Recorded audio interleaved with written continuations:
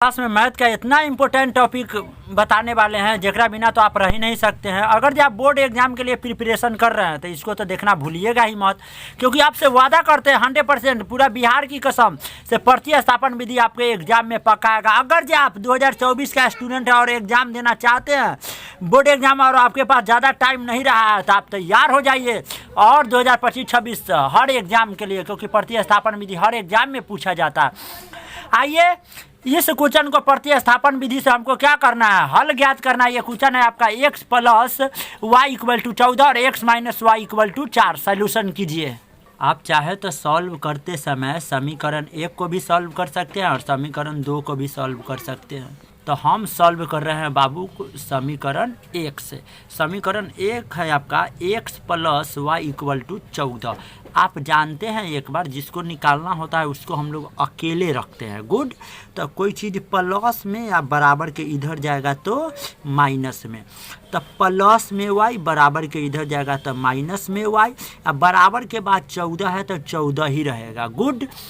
इसको या तो समीकरण 3 मान लीजिए, न भी मानिएगा तो भी काम चल जाएगा। सूझे x का मान।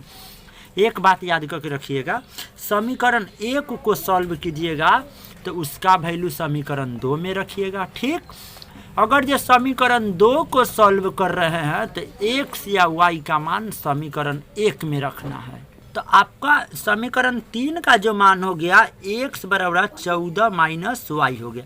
अब काम कीजिए, समीकरण 3 का मान समीकरण 2 में रख दीजिए। समीकरण 1 में मत रखिएगा क्योंकि समीकरण 1 को आप सॉल्व किए, जिसको न सॉल्व करते हैं उसमें मान रखते हैं। तो आप समीकरण 3 का मान हम लोग समीकरण 2 में रखें। तो समीकरण 2 है आपका x माइनस वाई बराबर 4। जहाँ जहाँ x होगा वहाँ वहाँ रखना है 14 माइनस वाई। तो हमारा यहाँ पर x है, ठीक है, तो यहाँ पर रखना है हमको 14 माइनस वाई रख दिए। माइनस में y के जगह माइनस में y बराबर के बाद 4 तो 4। ठीक है, हम जानते हैं माइनस माइनस रहने पर जोड़ते हैं। इहो y वाला जाति इहो y वाला जाति, एक आगे कुछ नहीं थे, एक आगे कुछ नहीं थे, एगो एगो दो गो y के जगह y और माइनस के जगह माइनस, 14 के जगह 14 और बराबर में आपका कितना है 4। आप समझिए प्लस में 14 बराबर के बाद 4 है तो 4, प्लस में 14 इधर जाएगा तो माइनस में 14, इधर का बचेगा आपका माइनस 2y। ठीक है, 4 में से 14 न घटेगा तो 14 में से 4 जाएगा तो 10, उल्टा घटेगा तो माइनस सटेगा। माइनस 2 गुन्ना में, याद रखिएगा कोई चीज़ गुन्ना में बराबर के इधर आता है तो भाग में, भाग का मतलब बटा, तब बटा के नीचे चल गया कितना -2।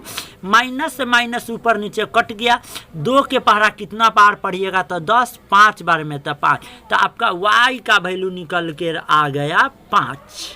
अब आपका y का मान जब 5 आ गया तो आप y का मान समीकरण 1 में भी रख सकते हैं, समीकरण 2 में भी रख सकते हैं और समीकरण 3 में। तो आप देखिए कि समीकरण कौन आसान है। तो जैसे हम देख रहे हैं कि समीकरण x बराबर 14 माइनस वाई है, समीकरण 2 जो है x माइनस वाई बराबर 4 है। तो हम देख रहे हैं समीकरण में x का वैल्यू या अकेले पटाख से इधर निकल जाएगा तो समीकरण 3 में रख देते हैं।